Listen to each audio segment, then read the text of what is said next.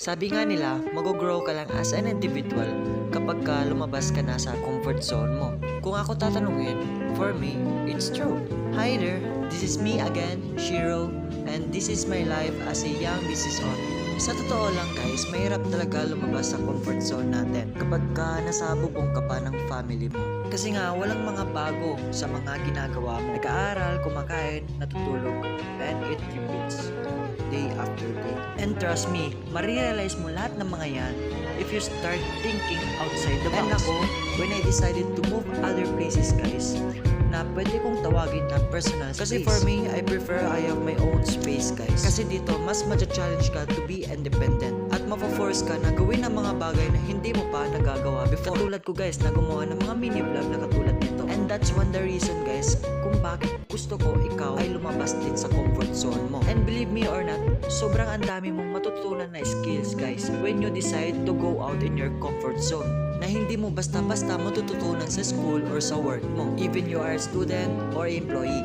And to tell you honestly guys, kakaisang buwan ko lang this September 15 na wala ako sa poder ng mga magulang ko. And yun talaga isa sa mga goal ko guys na hindi na maging dependent sa family ko, lalong-lalo na sa financial. Dami ko na pong natutunan at na-realize sa isang buwan na ito. At isa na dito on how I budget my money. At isa pa sa natutunan ko, paano ko i-manage yung time at yung schedule. Kasi sa bandang 1 to 2 p.m., magpre-prepare na ako niyan papuntang gym. And dito na papasok guys kung paano nyo didisiplinahin yung inyong sarili. At aminado ako, hindi sa lahat ng oras ay motivated ako. May mga times na nadidistract din ako at may mga times na nawawala din ako sa momentum. Pero ang malaga, whatever your feelings, whatever your state of emotion, ang importante dyan ay you have to execute. Just like me, kaninang umaga parang wala akong ganang bumangon at wala akong ganang mag-workout today. Pero alam naman natin, pag doon tayo nag-focus sa nararamdaman natin o feelings natin, ang kasunod dyan, ma-stagnan na tayo at hindi natin magagawa yung mga task natin today. Yung decided ka na lumabas sa comfort zone mo, pero yung action mo hindi nag-match sa decision mo. Ang mangyayari, wala kang magagawa within the whole day. Yung akala mong you already step up of your comfort zone, pero yung totoo, you're still dwelling with it. So sa paggising mo o anong oras ka man gigising, don't too much pay attention sa emotion mo or sa mga nararamdaman mo with that time. Huwag mong hahayaan na diktahan ka ng emotion mo o pangunahan ka ng nararamdaman mo. Instead, focus on your schedule and have a plan with that day. Mas maganda pa rin guys na naisusulat mo yung mga plan mo within the day.